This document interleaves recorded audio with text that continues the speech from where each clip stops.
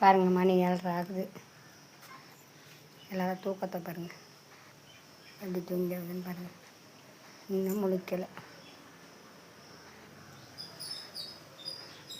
வேட்டைங்கலாம். இவங்க 2 பேரும் முழிச்சிட்டாங்க. அம்மா ஏறி மேலே படுத்துட்டு எவ்வளோ நேரம் தான் பால் கொடுக்க முடியும்? அம்மா ஏறி மேலே படுத்தாச்சு. என் பேச்சரக்கட்டு வந்தாவது. சின்னமட்டை எழுது பிள்ளைகளோட பெரிய பிள்ளைங்களோட படுத்துட்டா. இப்போ பிறந்த பிள்ளையோட விட்டுட்டு கீழே. பாக்கி 2 பேரும் முழிச்சு எங்கள் பாப்பாவை பாருங்க, என்னோட தான் இங்கே படுத்திருப்பா. இப்போ கால் மேலே கால் போட்டு எங்கள் பாப்பா பால் கறக்கிறா குட்டி போடாமையே. இவளை 15,000 கேட்டாங்க. இவளோட பாசத்துக்காக இவளை விற்கலை. இவளை கொடுத்துர்லாம், 15 நிமிஷத்தில் இவளை அறுத்து போட்டுருவாங்க. ஆனால் அவளோட பாசம் கிடைக்காது. வாழ்நாள் முழுவதும் அவள் இருக்கிற காலம் வரலையும் என்னோடய இருந்துட்டு செத்துருவா. சாக வேண்டாம், அவள் என் காலம் பூரா என் கூடயே இருக்கட்டும்.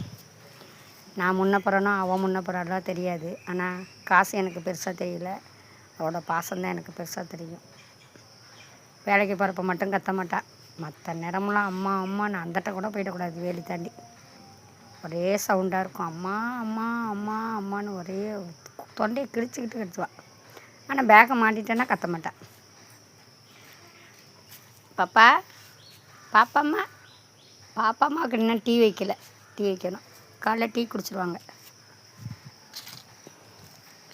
இவங்க 2 பேரும் விளையாண்டாவது நேரத்தோட முழிச்சாச்சு. முடிச்சு இவங்க 2 பேரும் வெளியில் வந்து விளையாண்டாவது. பாக்கி 2 பேர் தெருவில் நிற்கிறாங்க. தெரு பிள்ளைங்கன்னு சொல்லக்கூடாதுன்னு சொல்லிட்டீங்க, நான் சொல்ல மாட்டேன். அவங்களுக்கெல்லாம் சாப்பாடு போடணும். அவங்களாம் வெளில நிற்கிறாங்க. அந்த பக்கம் தூங்குறாங்க,